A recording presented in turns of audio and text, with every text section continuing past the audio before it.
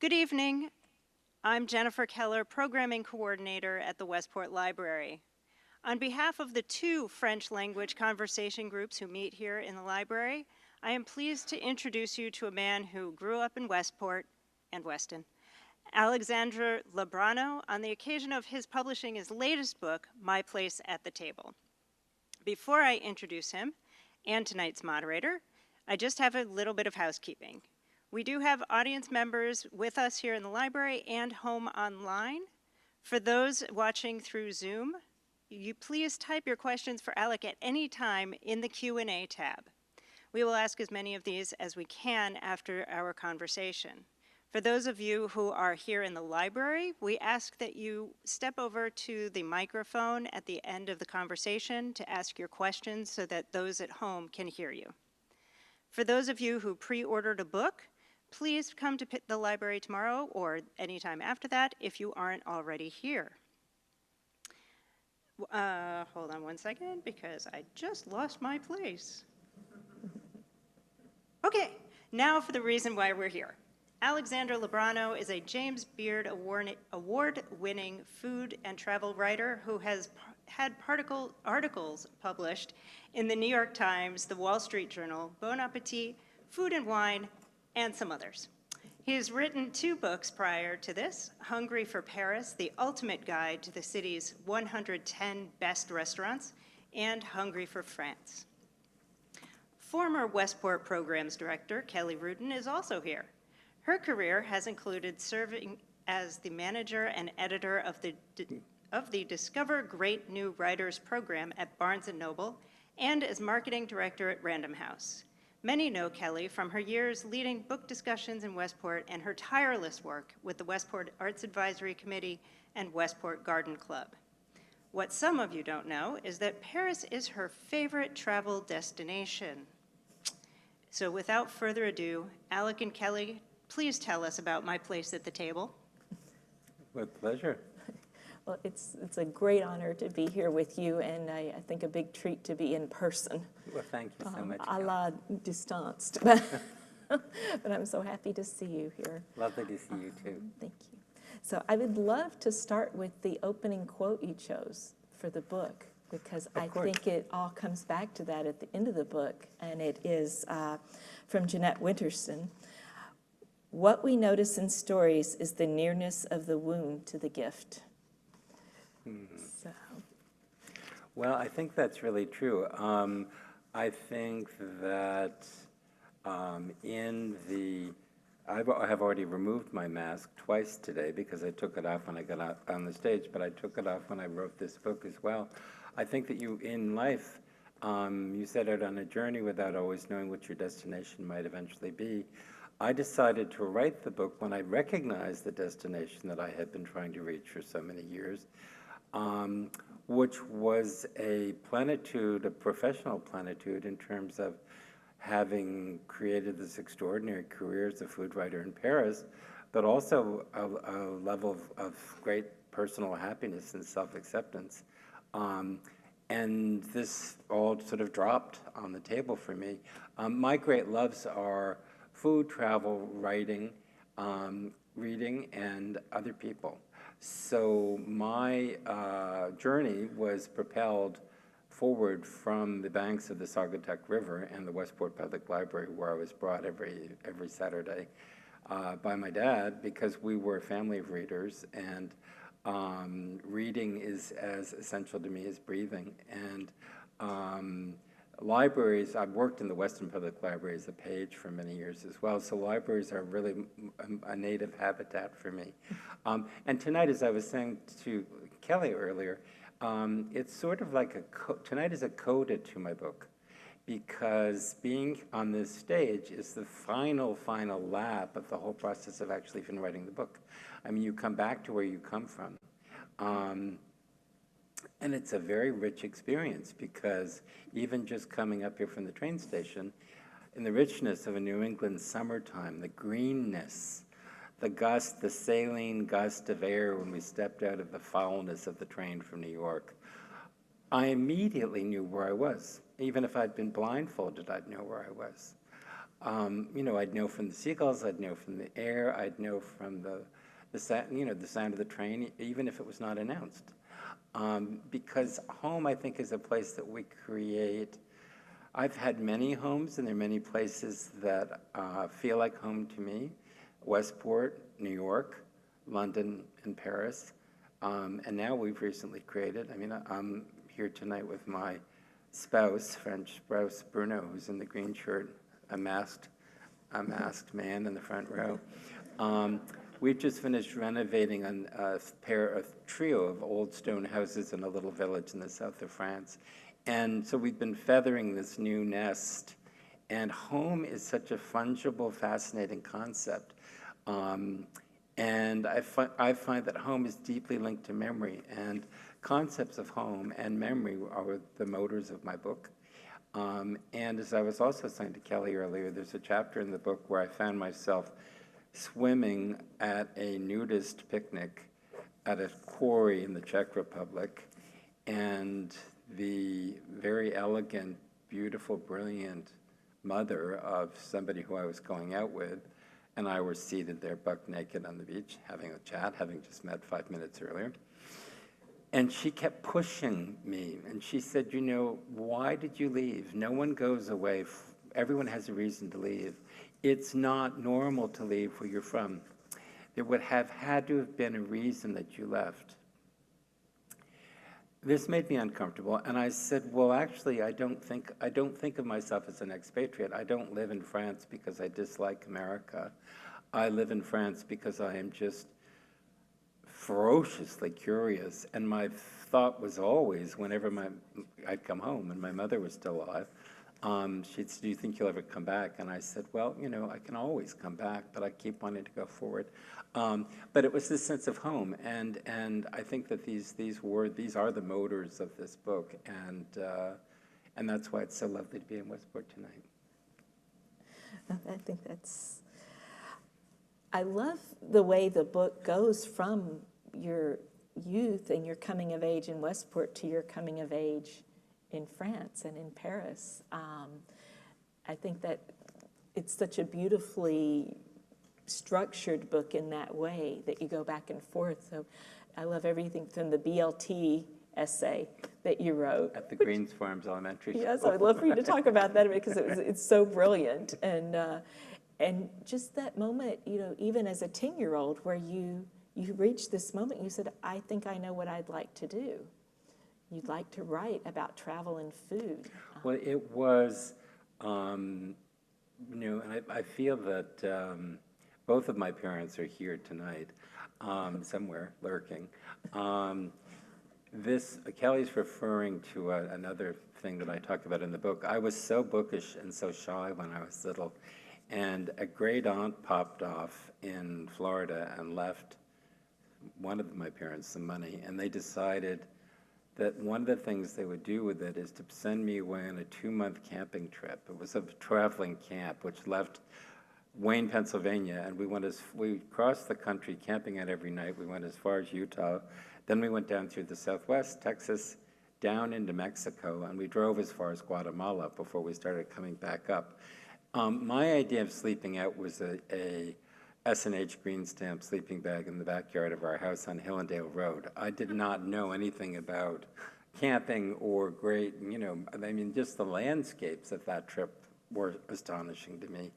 And rather than in the trip, there were, I think, 10 boys. 8 of them were 16 and had all traveled together, and the other one was a kid from Brooklyn named Tiny Rosen, and he was as quiet as I was, and we became friends.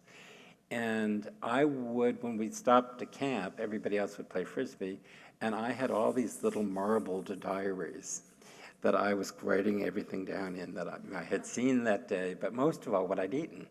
So when my parents came to pick me up at the end of the 2 months in Wayne, Pennsylvania, and I, had all these little dime store diaries, and they looked at them and thought, he's even crazier than we thought he was.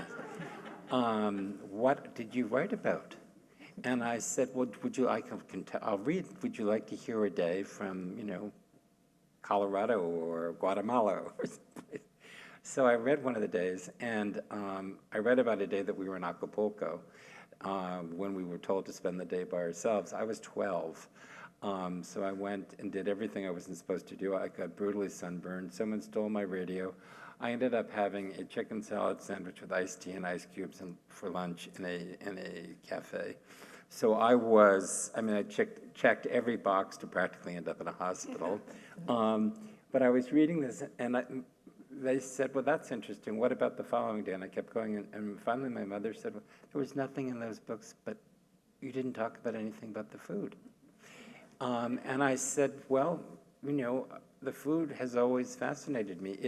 If today I speak English reasonably well, French, Bruno can judge that, Italian fluently, some German and some Czech. The other language that I proudly speak very fluently is food, because I do very deeply believe that food is a language, and I feel that it is a language that I recognized as a child long before I understood that it would be a professional interest for me, because I saw that it was sensual, joyous sharing, non-controversial most of the time. It told you where you were and with whom. And I think food is an absolutely magnificent language. I mean, my parents both were very querulous about this. At the last time I ever saw my dad, we were in Florida to celebrate his 70th birthday, and we're walking on the beach. I'd just been hired by Ruth Reichel to be her man in Paris. And I told my father, and he sort of nodded and took a drag on his parliament, and he said, well, I guess that's good news. But why food? Alec, I just don't, it doesn't really, I mean, you could be writing about, I don't know, history or geology, and I said, well, when I write about food, I am writing about history and geology and politics and everything else. All of those things are contained under the chapeau or the awning of food. I find food to be an absolutely gripping subject, and I enjoy writing about it more than ever today, because when Ruth Reichel and I had lunch, a very brutal lunch at the Four Seasons in New York, and she said, if I hire you to do this job in Paris, and I haven't decided if I will, it's not to trill over delicious things that you've eaten. It is to really use your powers of analysis and your lyricism and all the gifts you have to extract meaning from everything that you eat. And what that meaning might be is something that you'll coin and offer to us in the context of different types of articles. It could be a restaurant review. It could be a travel story themed around food. It could be a portrait of a chef, a baker, a cheesemaker. I think, frankly, and I'm not boastful or proud, but I think food is a brilliant subject, and I think it's more vital today than ever before. And you can see that. I think that Ruth hit on a very important thing, which she'd obviously read your work before, but even in your days working for Fairchild, Women's Wear Daily, all the things that you did, you extracted that even in your interviews about fashion, which you were not particularly interested in, we learn in the book, that you just kind of soldiered on because it got you to Paris. But that was sort of the essence of your writing. You always kind of cut through to the heart of things in a different way. Fashion, and I don't dismiss fashion also is one of the art vivre, like food. And it is another expression of history and society and everything else. If I was a costume historian, I would have found that fascinating. To be seated in the front row of a fashion show at the Ritz in Paris was not something I needed to cast myself into. The last fashion show I ever went to, I'll never forget, because there was a very beautiful and very dramatic lady sat down next to me in the front row of this fashion show at the Ritz Hotel in Paris. And we're chatting, and she said, where are you from? And I said, well, I'm originally from Westport. And she said, oh, that's a lovely town. And I said, and you? And she said, I grew up in Brussels.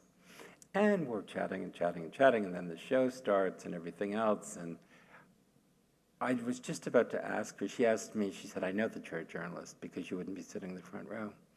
And I told her who I worked for, and I was just about to ask her what she did, and then the show started.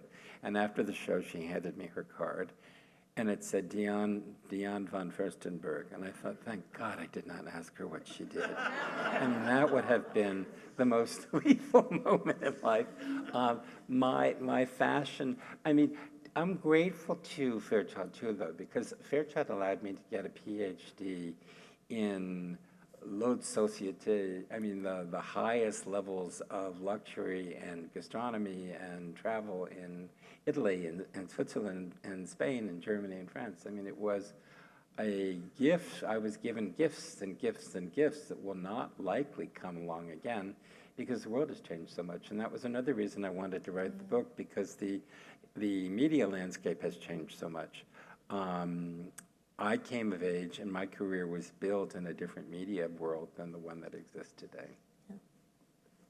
No, there was, in some ways, when I was reading, a little nostalgia for how people were able to start careers at the time you began, which I'm not sure is quite so possible now. I think it's very different. I mean, last night in New York, I have a very beautiful niece who's just finished NYU and is not quite sure what she wants to do yet. And we had dinner in New York last night. And we were talking about her interest in, she's a bookworm and she likes to travel and loves to eat. And I said, well, you know, publishing or this, and she said, you know, I've thought about all of that, but it just doesn't, she said, there are only 2 publishing companies left in the United States, and I've already left my resume at both of them. I mean, there are many imprints, but publishing has consolidated so much. I mean, when I started my book publishing career as the editorial assistant to Joe Fox, who was one of the great, you knew him, Kelly. I mean, he was Truman Capote's editor, and he had a list of some of the most famous writers writing in America then, and I was his editorial assistant, which meant that I was the first reader of manuscripts, but also primarily a secretary. And when I would bring my letters in, he would leave me dictaphone.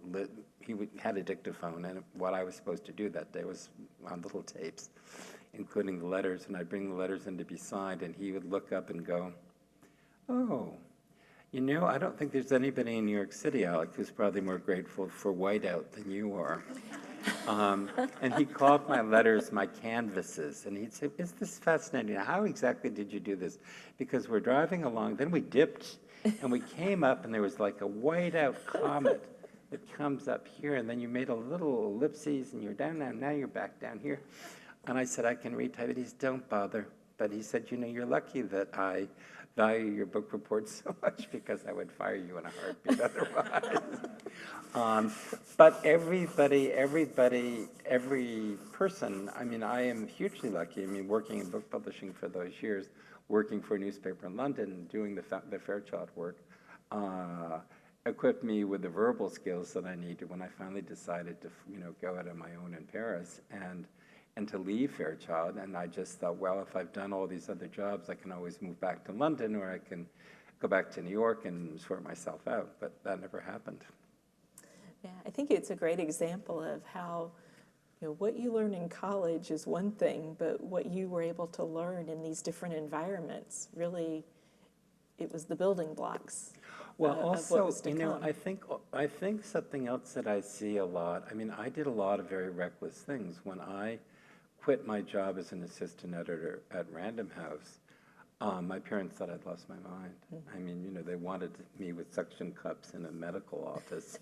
Well, why would you do something like that? And I said, well, you know, I'm thinking of moving to London, and to do what? And there's the parental desire to see a child safe and successful is powerful, and I appreciated that.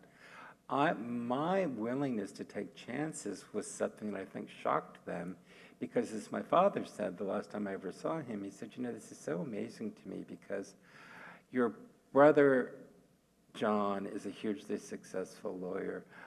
Betsy, my only and youngest in the family, has a very successful market research company in New York. And my younger brother lives up in Boston and is the father of 392 children. But my dad said, of all the kids, I would never have thought that you'd be the one who would end up this swashbuckling thing of working in Prague for 6 months as the managing editor of a newspaper and then going back to Paris and then doing this. And where did that come from? And I said, I think it was always there, you know. Yeah. Yeah. Do you think sometimes you made the leap before you could think too hard about it and get scared? I think we have to. You know, I think that there's an enormous amount of emphasis. It's hard today because I think people want to know the outcome before. I mean, people want guarantees. There were no guarantees of anything in my life, and still aren't, for that matter. But I think that the richness of chance is something that shouldn't be resisted. I mean, if you are healthy and curious and, you know, and strong, you should go toward what it is that makes you really wildly happy, because we're not going to get a second chance to do this, as far as I know. Well, it's fun in the book. You talk about some of the things the situations you encountered where you were a little bit terrified. For instance, you know, going to the restaurant for the first time by yourself, and in Paris, and ordering, and the extreme kindness of the waiter as he kind of helped you navigate through that. And I kind of wonder, do you think your feelings about Paris and sort of the big adventure would have gone differently if he'd been mean to you? I think that's a wonderful question. I fell in love with my love of Paris was a gift from my mother. My mother took the 4 of us to Europe for 2.5 months after another felicitous inheritance from another crackpot aunt in Florida. And she looked up from that phone call, and I heard that phone call, and she said, "Aunt Marie, I don't think so." $150,000. Well, I'll take that, sure. And because this was money that was not expected to come from anywhere, she said that night when my father came home from New York, she said, I don't know what we're going to do with this money, but one thing we will do is we're going to Europe this summer. And my mother had gone to, I mean, she was, some of you here knew her, she was brilliant and fierce, and she was fascinated. I mean, she was a PhD in philosophy from Mount Holyoke College, but she was also passionate about art history. And her goal that summer for us was to share her love of art history and as the best guide anybody could ever have. So we spent some of that money, and we did it the right way, as she said, because you need to know how to do these things. And what she saw, I wrote about this in the Wall Street Journal a few months ago, she noticed very quickly that as she's going on about Caravaggio in Rome, I loved Caravaggio, and I still do, but what I couldn't wait for was to get out of that museum and have some more carbonara. And this became the theme of that trip. And she finally, at one point when we were in Vienna, we'd gone to the Consistorium and seen the Bruegels and everything else, and we're talking about them at lunch, and I said, yeah, they were great, but this schnitzel. And she said, food is an ephemeral pleasure, art is eternal. And I said, you're probably right, but I'd have another schnitzel if I could, you know. But finally we got on that same trip, it was when we got to Paris. Oddly enough, a city she did not particularly like, even though she spoke good French. She found the French fussy and prissy, and they irritated her. Her countries were Austria, Italy, and England. But I fell head over heels in France the minute we sat down in a cafe on the Champs-Élysées and had a croque monsieur, which many of you might know is a grilled cheese with a layer of bechamel sauce on top of the slice of ham. And I thought, Jesus, this is, I mean, if they can do this to a grilled cheese, everything that I've heard about French food is true. And I want to eat as much as I possibly can before we leave. But it wasn't just that. It was my first full-bore encounter with the elegance of French civilization and French life on a daily basis. I mean, going into a pastry shop and seeing that somebody would take the 4 pastries, put them on a piece of cardboard, and then create a glacé paper pyramid with a ribbon on the top that you carry them, like this, so they wouldn't get crushed on your way home. I was spellbound. And then the markets, and the cheese, and the bread, and the bistros, and the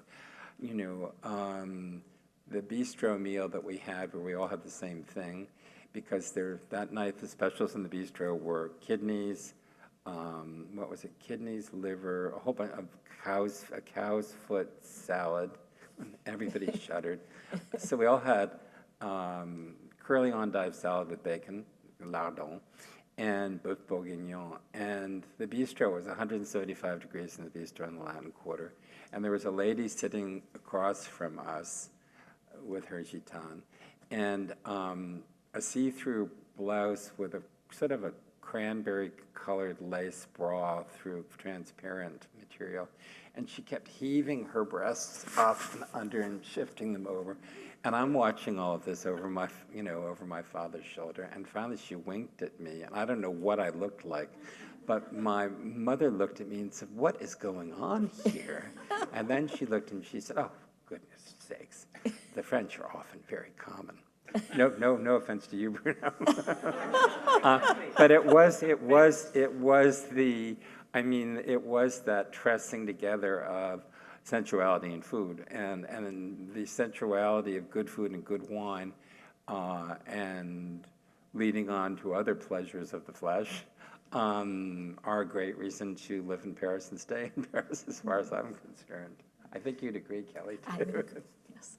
I loved kind of your turning point when you're at the dinner at the Rothschilds. You've been sent there to cover this almost society dinner. It was your brief sojourn into society reporting, I think, one and only, right? And you're asked by the Baroness, why are Americans such children about food? So uncouth, right? I know. I think you've come a long way since that moment. I've gotten well, Bruno would be the one to answer that question.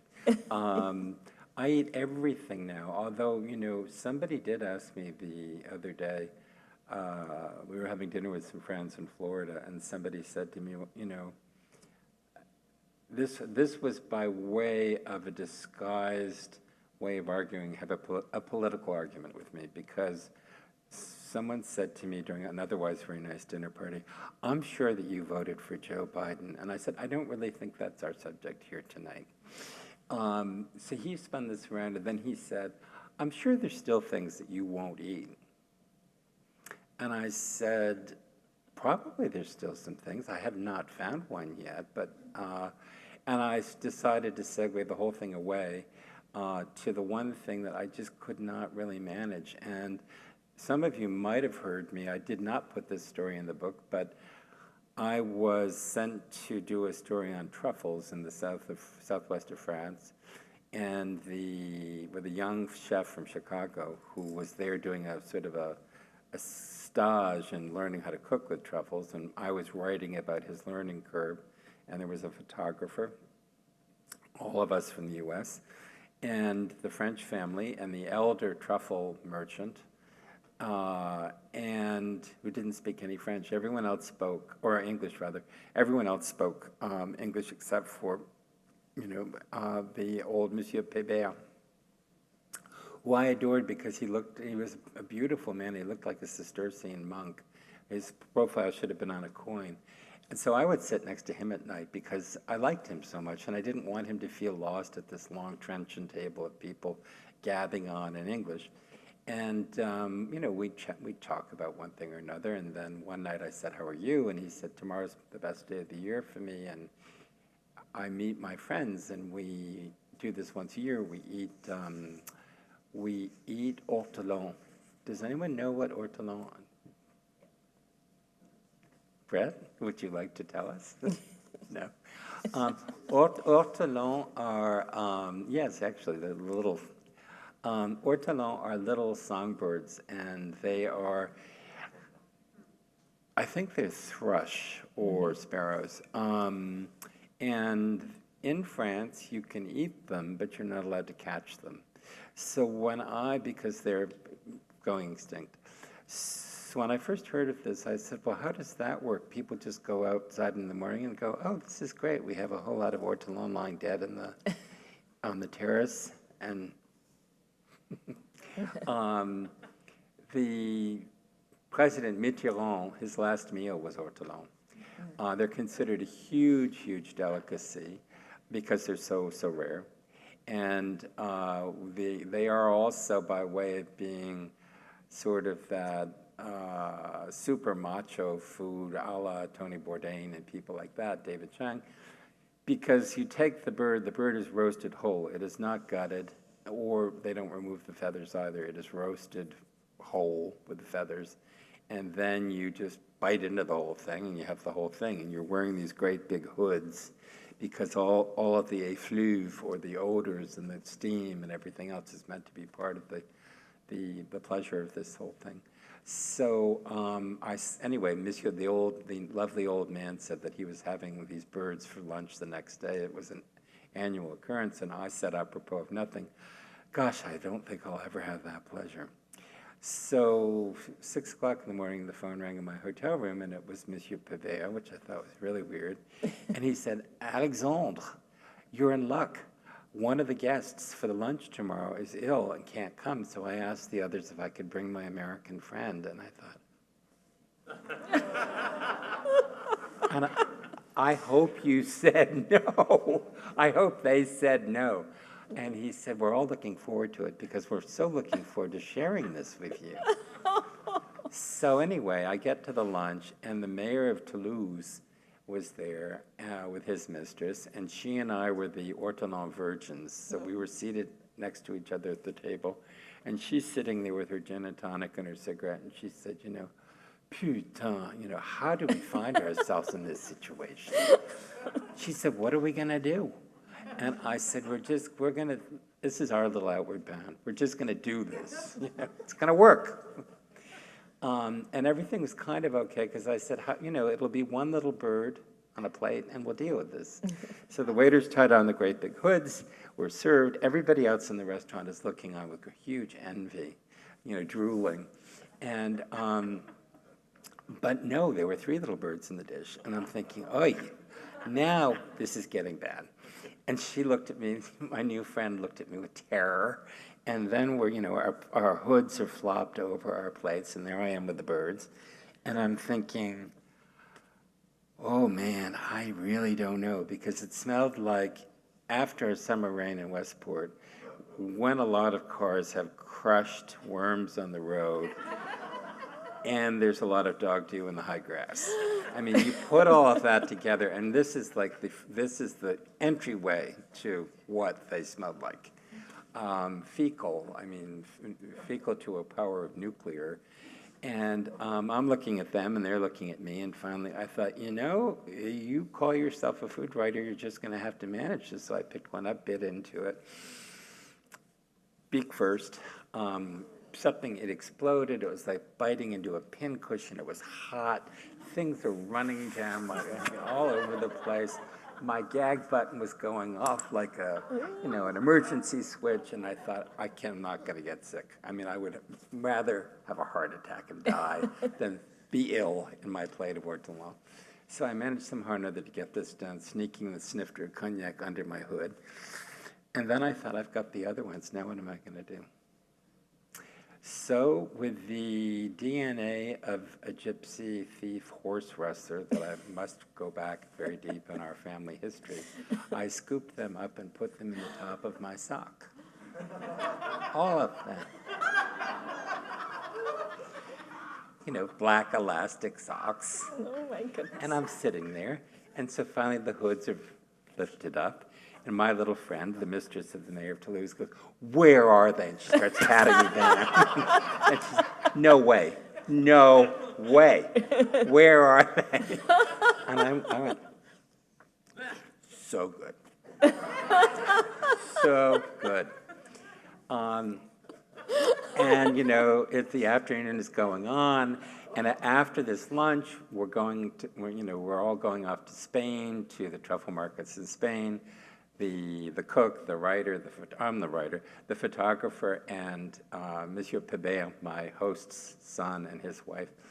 So they came to pick us up, and it was a very ceremonial end to this, very luxurious, and people were astonished. And Monsieur Pébert stood up, and he was almost like, teary-eyed. He said, "And I told you that this young man is not an American like the others.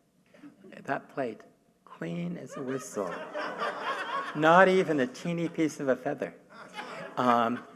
He ate every last bit, claw, gizzard, heart, lungs, and 3. And he said, "You're not going to sleep very well tonight, by the way, Alexander." Because he said 3 ortolans in one fell swoop. Your digestion's going to be pretty wild for a week or so. But he said, "I'm so proud of you." And, this was after toasts, and people are falling into each other's arms. And, the sky is starting to look like that by the time the lunch was over. And we're walking through the parking lot to the car to leave, and I'm saying goodbye to all my French friends, and the mistress of the mayor of Toulouse, and the mayor of Toulouse, and everyone's weeping. And all of a sudden I hear, a dog streaks through the parking lot and locks its mouth to my leg. And I'm thinking, no, I will die. This dog will not ever, ever, ever, ever. I will give up a leg. I will be peg-legged before I will bear this shame for the rest of my life. And then the dog's owner finally came through and said, "Snowflake, be nice." And the dog was removed. But when I got into the car, everybody else in the car had figured out that especially the two French people who were driving, the son of the man who'd invited me to the lunch, said to me, "You didn't." "Did you?" I said, "I did." All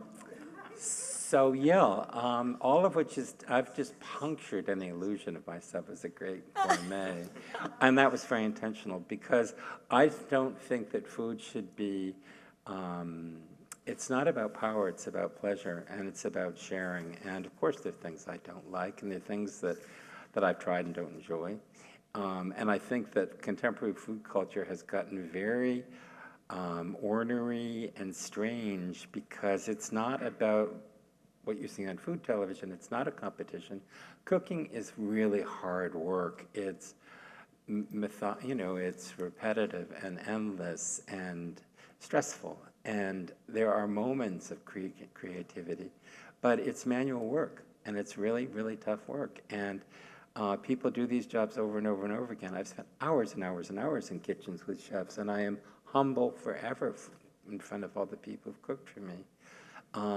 And the way that cooking and food and gastronomy is seen through the prism of television as entertainment is so far from what I actually believe. I mean, I think that the main reason to cook is to show someone love, and to nourish them, whether it's, nourish them physically or nourish them emotionally. But that all goes missing with these insane food shows where, people have to do that. And so my point of view on food is,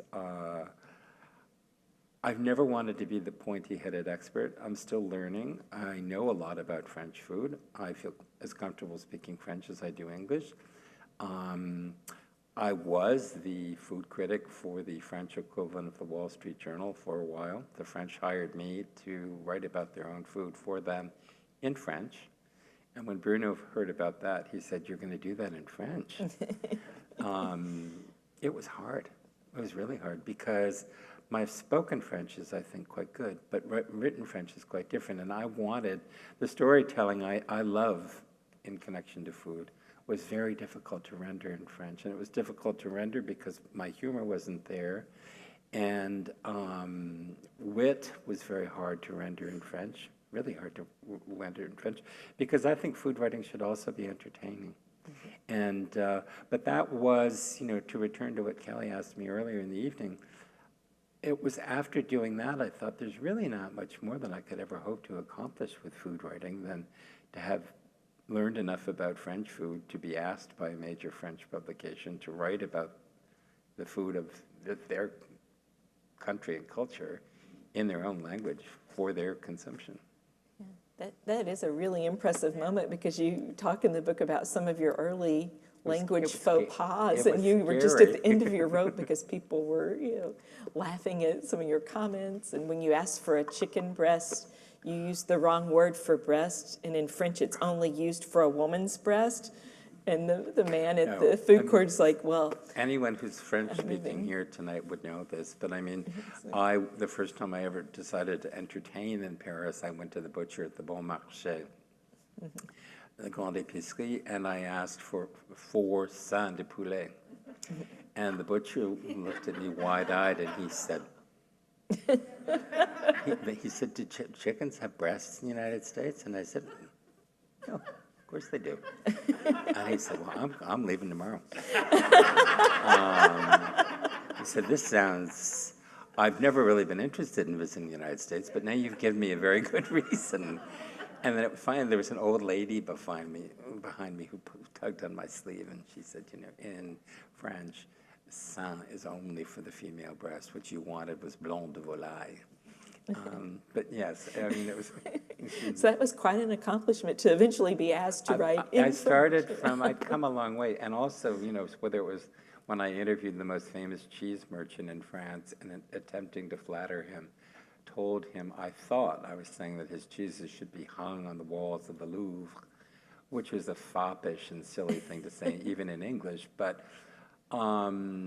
apparently what I said is that his cheeses should be smashed all over the walls of the Louvre. So the compliment didn't translate very well, because the shock horror expression on his face, and the photographer who's looking at me and going, yeah, it's been a very large and long learning curve.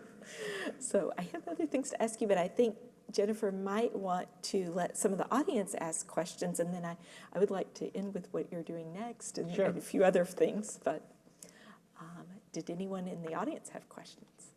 If anyone in the audience has a question, please walk to the microphone that is set up for you so that the folks at home can also hear you. Okay. Thank you. Kelly, if you want to ask one more question while our audience is getting ready for that.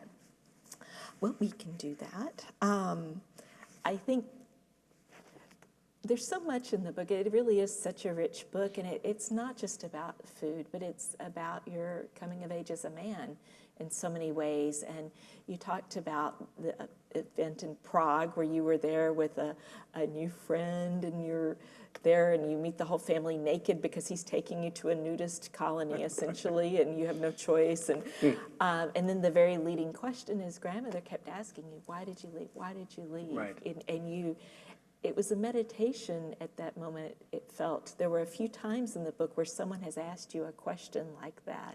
Well, it's a reverberating question, and I resisted owning the truth, that there was always a palette of truth in that question.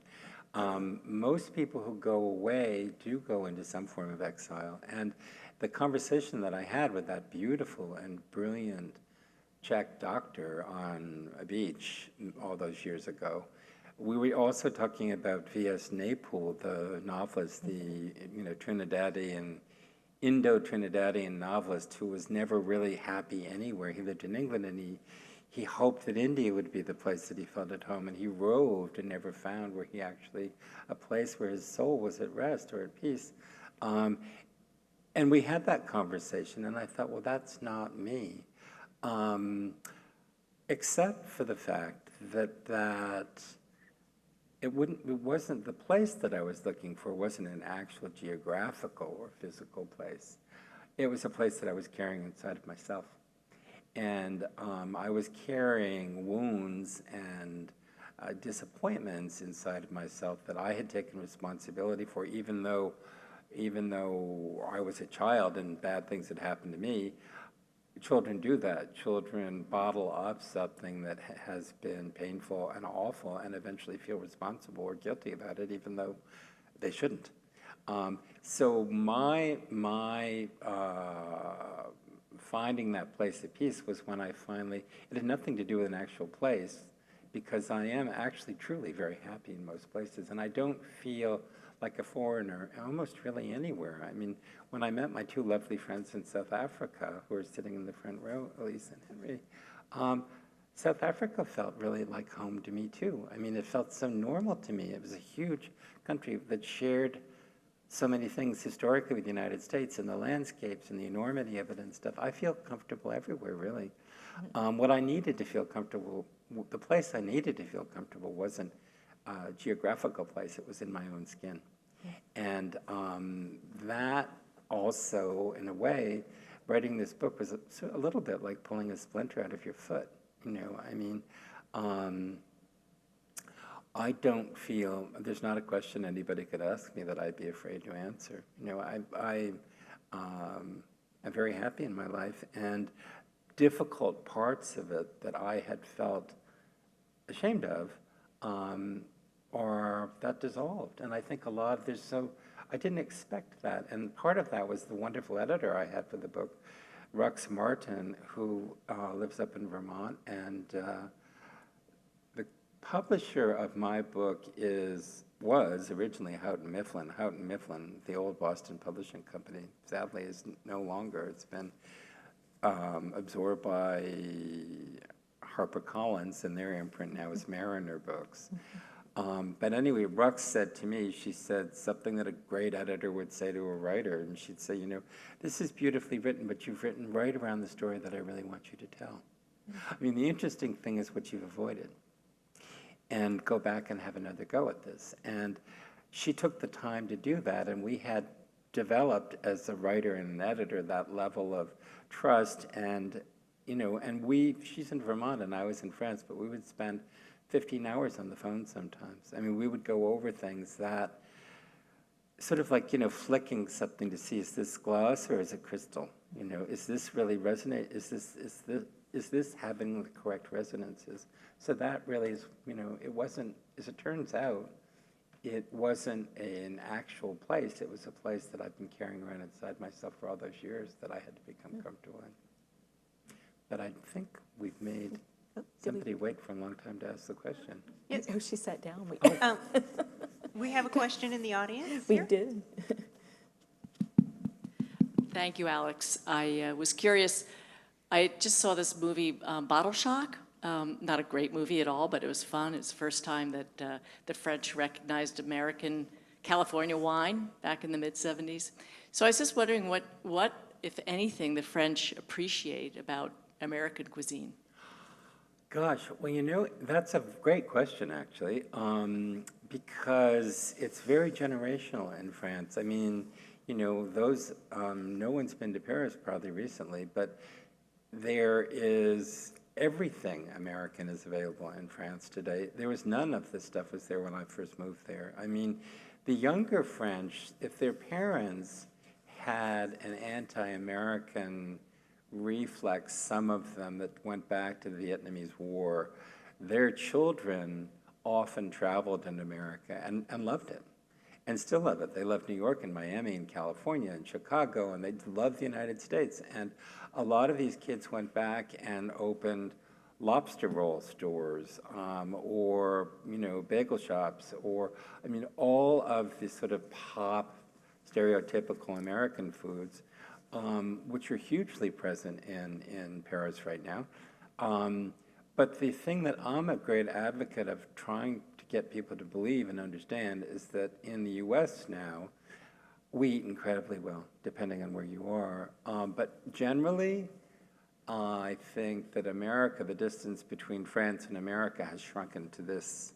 I mean, France has been such a generous and exigent tutor of the United States through all of these centuries in all matters gastronomic, and Americans started to care. I mean, they started to care, a certain generation of Americans going back to Alice Waters, and before that to Julia Child and James Beard, started to care about food and started to become interested in it. And the arc of that sophistication and sincere interest has delivered us today to a place where American food is quite wonderful. There's some brilliant young chefs working all over the United States, and not just in the big cities on the coast, but in the center of the country. And, you know, the American cheese renaissance, these amazing cheeses that are made here. I want them to know about that. I don't want American food to be stereotyped.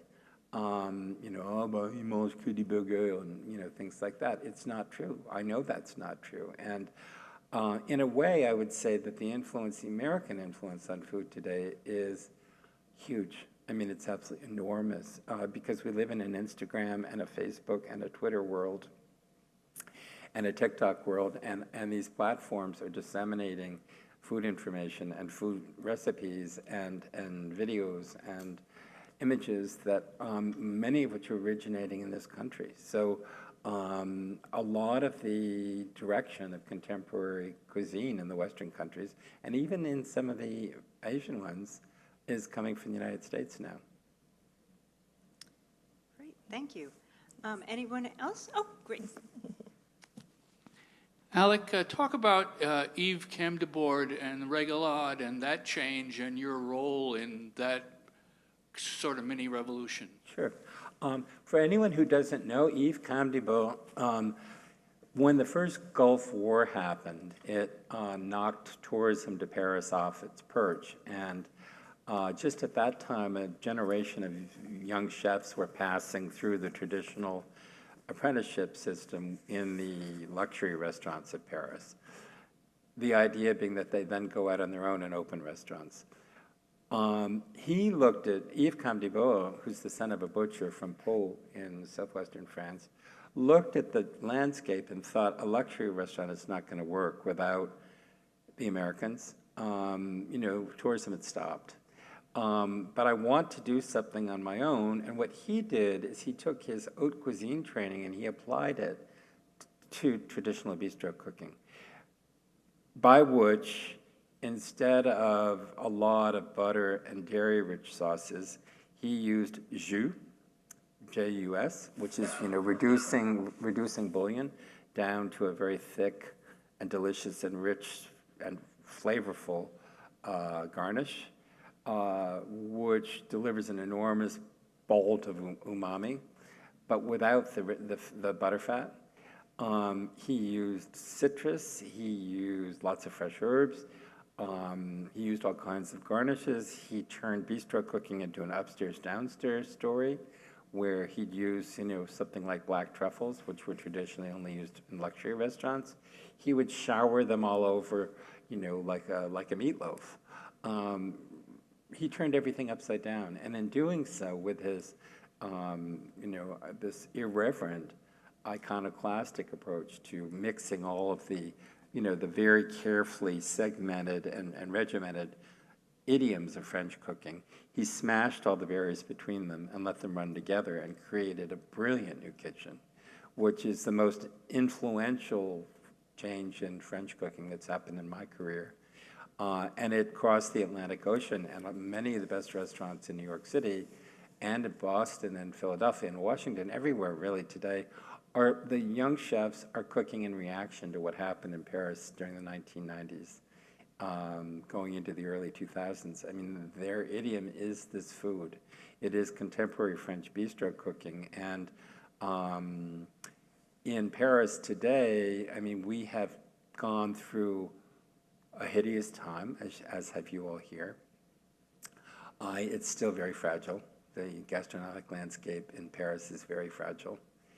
And my great fear and terror is that a lot of these hugely talented young chefs will lose their restaurants because we're sitting here, we're not sitting over there. And Paris has gone through cycles of disruption to its very vital tourism between the Gilets jaunes, the transit strikes, and then COVID. So, I mean, it's been going on almost 3 years. The tourism has been very, very, very badly damaged. But all of those young, talented young chefs are cooking still in some iteration of what Yves Camdebord originally did in the late 90s, and with an emphasis on fresh produce, healthy food, seasonality, lower salt, less fat, different garnishes, shorter cooking times, more vegetables. I mean, vegetables were, sort of an afterthought a lot of the time in the past, certainly in bistro cooking. And they created this fantastic new idiom of contemporary French cooking. And that's why when people say to me, and it's something I'm often asked, is Paris still the world's best Western food city? And I would say, yes, it is. There are other places that one eats absolutely brilliantly. I mean, I could, Barcelona and Copenhagen and Rome, but the combination of the incredible gastronomic literacy of the French, the fact that the depth of interest is such that people follow chefs like they do athletes in the United States, the quality of French produce, which is extraordinary, and the rigor of a French culinary education, in other words, the way the chefs are trained, is second to none. And the French, when they look at American food television, I mean, they're really deeply offended by it because they say it's nothing to do with cooking. It is repellent what is going on over there. It's really, really dangerous because it has nothing to do with cooking. Cooking is learning to cut potatoes into matchsticks of the same length and doing it over and over and over and over and over again for hours until you master all these skills. You master your knife skills. You learn how to roast a chicken. You learn how to, wash salad correctly. You learn how to turn a potato. You learn all of these things. And then eventually, if you have a clever idea as to how to make a sauce taste different, I'll listen to you. But until you have been really deeply, deeply drilled in the fundamentals of cooking, and that's, as fundamental as how to make good boiled potatoes, I don't want to hear from you about anything creative. And that's the attitude in the best French cooking schools. And they're terrifying places. I mean, I've been in those classes. I am unfailingly called onto the carpet as being the sloppy one, the least talented. Il est américain, celui-là. So no, I think, when you're all able to come, and I hope soon, travel to France and dine out in Paris again and elsewhere in France, we're eating in France better than we ever have. I mean, in all of the years that I've known France well, I think we eat better in France today than ever before, as we do in the United States. We're living in a very blessed period for food lovers in gastronomic history. And also, if you do come to France anytime soon, we'll always have Paris, but the city I'm most excited about in France right now is Marseille. I've always had a soft spot for Marseille. It's kind of like Brooklyn on the Mediterranean. It's a big, brawny port with an astonishing mixture, cosmopolitan, amazing mixture of different people living there. And that's where all the young chefs want to cook now. I mean, they love being down there because they like the weather, the low rents, the produce. There's a tourist boom there. They have a nice lifestyle. It's right on the sea. And they also like the cosmopolitan fact, like, if you grew up in America, for example, when sometimes the French say to me, well, what makes Americans different from us in gastronomic terms? And I say, we have a piano keyboard of taste memories that you don't.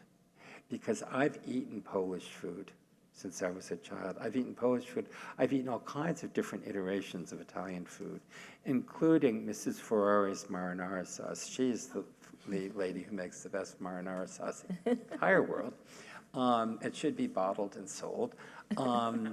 All iterations of Italian cooking, Mexican food, and now, as the country grows ethnically renewed and richer, there are always new foods coming to the table in America, and it's so wonderful. I mean, for me to be in kind of a crappy supermarket in Florida and come across fresh lemongrass, and I think this would never happen in France. I mean, the uptake of foods in the United States, Americans are really open and curious to new foods, new taste profiles, and this comes across in our food media too. So that was a very long-winded answer to your question. You can tell that I find it quite boring to answer these things. And I think that sort of leads to the book jacket, which we were talking about just before folks arrived. Would you like to say a little bit? I think seeing it blown up that large, I did not at first see the woman in the cover. Well, and as much I time was as I spent saying, with the book. That before you all came in tonight, I was saying, I was surprised to see the cover this big. I think it's quite a beautiful image. And what I loved about it was when I first saw it, I only saw it on my computer screen. But what I loved was the fact that the sommelier, the woman with the wine, serving the wine, it's a woman serving the wine. And this captured, I mean, the illustrator is a hugely talented woman in New York City who loves France and lived in Paris for 7 years. And when we talked about it, and she said, I made it a female sommelier, not a male one, because the best young wine people in France today are women. And so I thought that was a fantastic detail. And the other thing I liked was the lady wearing the hijab right over the, right over. I wish I was as thin as the dark-haired man that was sipping that wine, or dark hair like that, for that matter. But anyway, the ladies with the hijab over because that's very much the story of that type of dining today. I mean, the last time before COVID, slammed Paris, and we watched it galloping across Asia, and then, it was brutal for us because we shut down tight as a drum in the night. The last fancy meal that Bruno and I had in a restaurant like that, it was so interesting because already the dining room was populated. The only people in the dining room were from China, Russia, Kuwait. There were no French people in the dining room, a fancy place like this. Haute cuisine has become so expensive, and the balloon has drifted so beyond the reach of most people that it's not almost even relevant anymore. But I think that's a wonderful reflection of Paris today. And I like the fact as well that Jonathan Gold, the brilliant late food critic for the LA Times, who was a very close friend, once said to me in Paris, he said, Alec, you can't criticize Paris because for people, Americans on the East Coast, Paris is Never Never Land for people on the East Coast, like Hawaii is Never Never Land for people on the West Coast. It is the Holy Grail. You don't say anything bad about it, ever. And they don't want it to change. They like it the way that it is in their heads. They don't want to know that Saint-Germain-des-Prés has become so gentrified that no French people live there anymore, that it's all pied-à-terre. They don't want to hear that Paris has changed and changing, but it is, like any big city, it's changed a lot since I've lived there. And I think for the people that are so interested in the restaurants, you do have a little black book in the back of this book of some wonderful places. I tried to put together, if you came to the Westport Public Library, where I think they probably have a Xerox machine, and you're going to France, this would be enough to keep you busy for a week, which is pretty much as long as most people would be staying in Paris.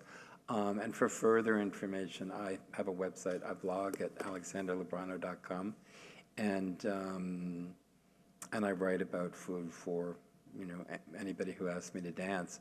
But all of these addresses in the back of the book are still open. They're still in business in spite of COVID and all of the disruption that the epidemic has caused to tourism in France and the French restaurant scene. Yeah, and I have to say the website and the posts that you do are amazing. Thank you, Kelly. And this is another book by Alec that you can tell that I've used a little bit. So, so I would love to know what you are going to do next. What is the next thing for you? Well, the next thing, I think that I love storytelling. I think storytelling is, and I think in this big, arid, cyber-driven world that we're hungry for storytelling almost more than ever before. With all the shifts that have taken place in my life recently, when we was after being locked up tight as a drum in our apartment in Paris, and it's a nice apartment, so I can't complain, but the lack of watching spring arrive through sealed windows and the conflicting information we're getting every night. I mean, there was a night on the news where they were telling people to roll up towels and put them at the bottom of their doors. I mean, it was horrendous. I mean, you thought, oh, so, okay, that's great. So we're sitting ducks. Are we supposed to, like make paste and just put it around the edges of our window to stop drafts? We fled. We got in the car as soon as the first lockdown was lifted, and we drove south on completely empty highways. And it was one of the most beautiful drives I've ever had my whole life. My gratitude for the greenness of France and the sweetness of the fresh air and even the smell of manure coming in the windows. It was spring, and driving through Burgundy, and after having been locked up in this apartment, dusty apartment for 4 months. And we got to the house in the little village, and we've pretty much been there ever since and go back to Paris. But something shifted. I mean, it's a different life. And both in terms of food and in terms of my perception of France and the way the French perceive me. I mean, every morning, every time I go to the post office, which is one lady behind one guichet in the little teeny post office in our village, and she looks up and she, bonjour, notre Américain. Good morning, our American. And it always moves me because it denotes difference and it's inclusive at the same time, because you are ours, but you're foreign. And so my being part of the landscape of a tiny village between Nîmes and Uzès is a completely fascinating experience that I just never bargained for. I've always been a big city boy. I mean, I wanted to get on the train, Saugatuck Station, and go in the other direction when I was living here, because I yearned for New York. And I had cousins who grew up in the city, and I, used to mule at my parents and say, well, if it's okay for Chipper and Jeannie, why are we here? This is like a melted city. I want to be in the real city. So all these years as a big city person, I never would have cast myself into a rural landscape. And there I am, and I'm absolutely loving it. I mean, I adore being down there, and I have a different relationship with food. I've cooked for a year and a half, as all of us have, because restaurants were closed. That changed the way I think about food. It changed the way I think about restaurants. So I think, actually, Kelly, I think there's a sequel to this book, which is why I don't like the term memoir, because memoir sounds sort of like people should be dabbing their eyes with a handkerchief. He was such a lovely person. No, that's not the way I feel at all. This is opening a whole new chapter, a whole new pasture of experience. I'm planning to do a stage as the assistant to a cheesemonger in the Les Halles de Nîmes. There's a cheesemonger who I've become really friendly with, and he said, would you come and work with me for a couple of weeks? And I said, sure I would. And he said, you would actually stand behind the counter and do this work with me? And I said, I'd love to. I'd like to be the one who's cooking and standing and doing the actual work instead of the one who's always seated with a knife and a fork. So all of these things will go into the next volume of what I have to say about my life and times in France. And maybe I'll eventually get the dusty, long, dead novel out from under my bed and have a go at fiction too. We'll see. Oh, well, thank you so much. I am starving over here now. I think we all are. So I'm going to actually, stop Jennifer. all the food talk now. Thank you, Kelly. Thank you, Alexander. Thank you here in the library and those of you at home. You can purchase a copy of My Place at the Table to read and get all of his tips, or you could borrow a copy from the library. And remember to watch westportlibrary.org for future and recorded events. Thank you all so much for attending.